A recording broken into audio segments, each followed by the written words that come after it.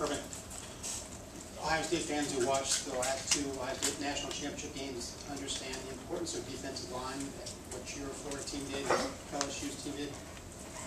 How important is it to have dominant defensive linemen? And how good is this group that you just brought in?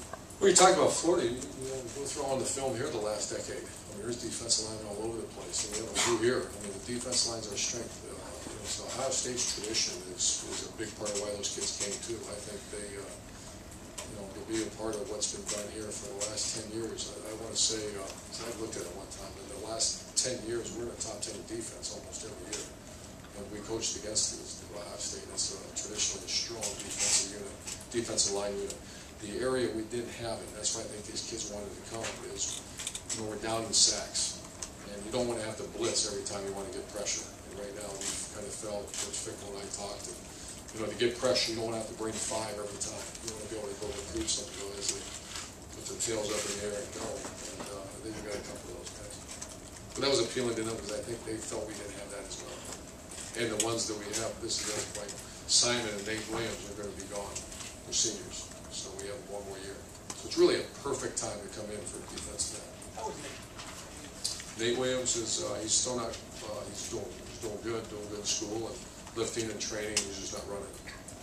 It's all positive though. Urban, with the guys who have been publicly announced as departing the current roster, when you add in the 25 guys from this class, it seems like you're maybe at 84 or so right now. How will the numbers work themselves out to get you to 82 by the time you need to be 82? I think we're at 81 right now. And so I think we have room for 1 more. Are there some guys you know that are other guys that have decided to leave the program that haven't been out there yet? At some point in the near future, I'll give you that. I have that in front of me. And that number balance, was that a concern for you during this process much? How did you balance that as a new coach coming in here? Well, we had a couple issues. We had to make some roster changes, some disciplinary issues. And then we had a young person decide to leave on his own. That's 3 off the top of my head. And I think of it, and then you just simply, the war room's right in there, you go in there, you work the board as far as where we're at. And then you have the 3 slots that we're not allowed to fill. So our magic number is 82. And I want to say right now we're at 81. Tim? Yeah, with that in mind, is this class still open too? I mean, y'all are, it seems to be out there, y'all are still after a couple more guys perhaps. And I just, what I wanted to get you to talk about is, how is recruiting just never ending, and how do you like that? How do you deal with that? I love it. I think it's every day, and it goes back to your coaching staff. The assistant coaches, I get to stand up in front of here, and everybody has pictures and ask me questions. The assistant coaches set the table, and like in anything, you have some that are absolutely the best at what they do. We happen to have a couple of those guys who are really good. I've already talked to the best juniors in their area. And so recruiting is a process. It's a long process. It's a long date. You don't just go on 1 date and you're done. It's a long process. So I guess my point, Tim, is it's every day. You take a day off, your opponent's maybe making that phone call instead of you. And that's what drives me. I drive our staff real hard about that. Let me follow up real quick. Is there a need though in this class that y'all didn't hit yet that you still would like to get? Yeah, speed at the skill. I would say that some of the things that we like to do offensively, you're going to hear us talk about a horizontal. We want the defense to defend the width and length of the field, and there's only one way to defend the width, and that's flat speed. There's no other. We tried it. There's no other way that you can make a defense defend the entire width of the field. There's ways to make them defend it vertical.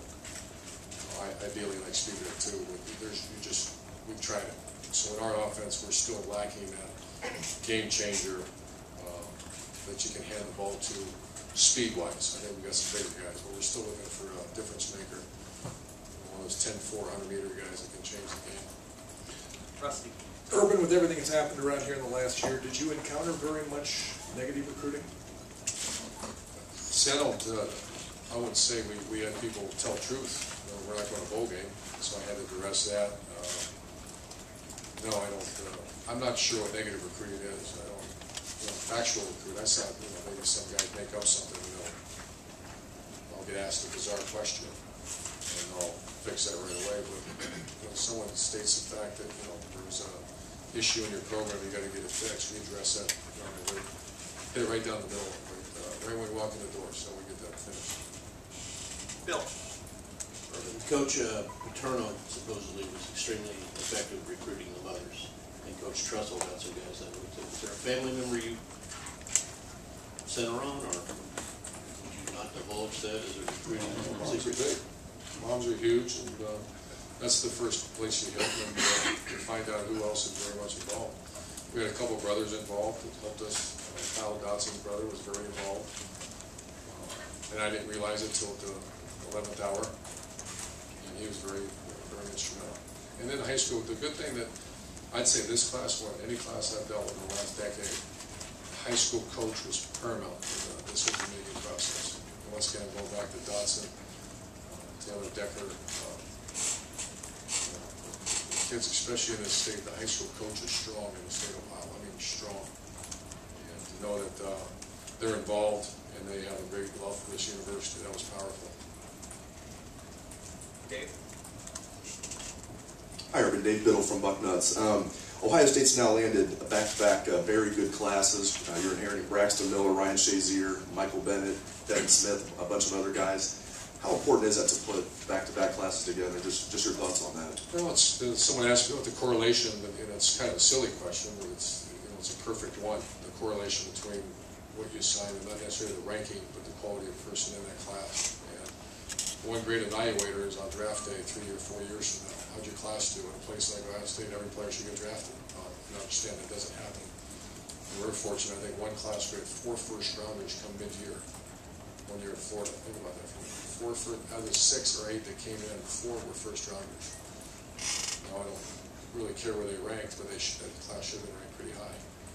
And this class right here, we try to evaluate, is that group of defensive ends, are those guys going to make a living playing pro football someday? If they are, that's probably a pretty good indication that they're going to play very well here. Right in the middle, Brandon? Brandon Castell from the Ozone. You've talked a few times about competitiveness and looking for competitiveness in kids.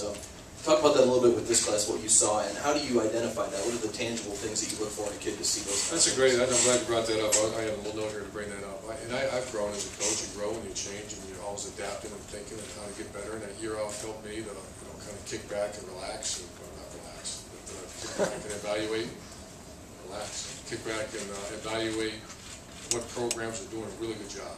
And one common denominator wasn't black, white, orange, yellow, vertical jump, speed 40 times, I formation, West Coast, pro style, spread. It was the competitive nature of the program, competitive nature of the athletes on the team.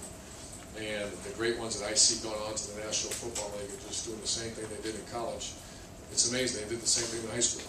They're competitors. And so there's a couple ways I evaluate. How did they play in a big game? Or aren't they done in back-to-back 300-yard games against Massillon? That's real. That's what sold me on him, other than the fact he comes from a really good family, great-looking guy. The fact he didn't tap out, and he didn't, the big games. That's what I always try to do is watch how did they perform in a rivalry or a state championship or a state playoff game. That's usually an indicator of a high-end competitor. Basketball is a great evaluator.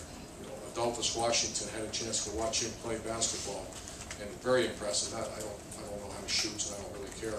I just watch the way he plays and bangs and moves guys around. I like to see a guy's face. He's very upset when it doesn't go his way. And so without question, that's the number one thing we look for, that I look for.